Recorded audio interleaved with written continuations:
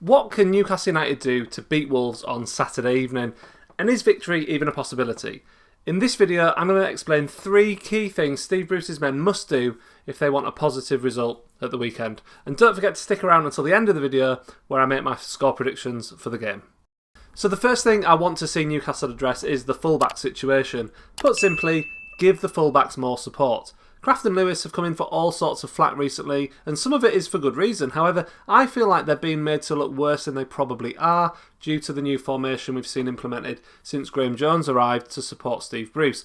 And whilst the changes he's been able to make have definitely seen us look a bit more positive and threatening going forwards, it's also made us more vulnerable at the back. Now, I was guilty myself of blaming Lewis for Man United's second goal on Sunday, but upon further analysis of the move, you can see that Lewis was really stuck between a rock and a hard place. Because Lascelles had been dragged across into no man's land and wasn't actually marking anyone, Lewis had to cover Fernandes and James. If he'd left Fernandes, then he'd likely have had a free shot from about 12 yards out and that wouldn't have ended well. However, by stepping into the middle to support Kieran Clark, Lewis left acres of space behind him, and when Fernandes touched the ball, he simply played in Jones, who had all the time in the world that he needed to beat Darlow. On a related note, people tried to blame Darlow for that goal too, but I don't think any keeper would have been able to stop the goal from an unmarked man about 8 yards out. What should have happened was the midfield should have stepped in at this point. We all know Saint-Maximin is an attacking player, but when you have a narrow midfield, the space down the wings needs to be defended well, otherwise your fullbacks are going to be overexposed. Saint-Maximin was standing 10 yards up the pitch from James and marking nobody at the time of the goal.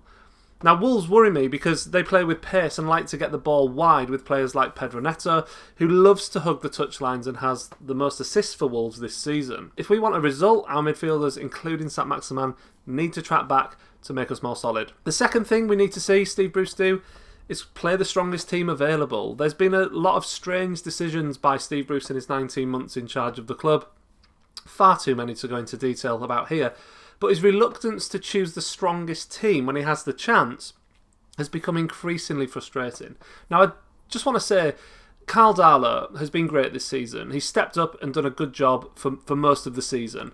However, there's definitely errors in his game. And the simple fact is, Dubravka is the better goalkeeper. I don't think many people would argue with that. Therefore, if Dubravka is fit, he should be playing. That's the ruthless nature of professional sports. Sometimes it doesn't seem fair, but it's all about results at the end of the day, and the manager should pick the team that is most likely to get him a positive result because we are short of them. Bruce seems unwilling to do this. Is this because he genuinely believes Darlow is better, or is it because he lacks the decisiveness needed to make big, difficult calls?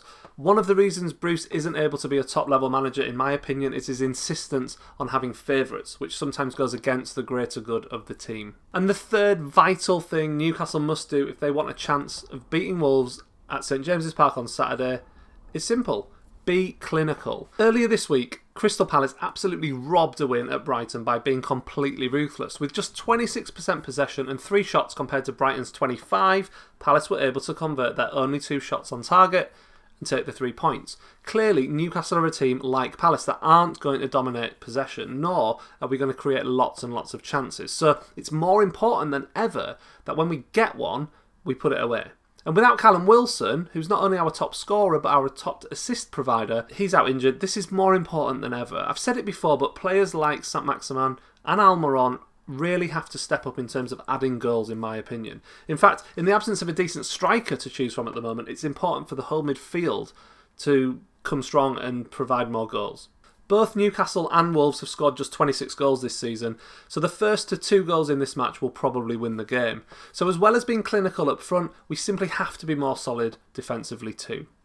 Wolves appear to be a team turning a corner in terms of form, and I think they'll fancy their chances of leaving St James's Park with all 3 points because of the way we're playing and the mess the club finds itself in at the moment. It's not a good or a happy camp. Overall, I think this game is more likely to be a close encounter than a runaway victory for either team, but we simply cannot take lightly the threat from Wolves. They're an extremely dangerous team with some fantastic players. And if I'm honest, with the way things are with Steve Bruce right now, I can't see a Newcastle victory. We may get lucky and snatch a 1-1 draw, but I think my overall prediction is actually a 2-1 Wolves victory. If that happens, then you'd seriously have to wonder, would Ashley at that point pull the trigger on Bruce's abysmal time in charge of Newcastle United. Let me know what you think the score is going to be in the comments below. Thank you for watching, and I'll see you really soon for another video.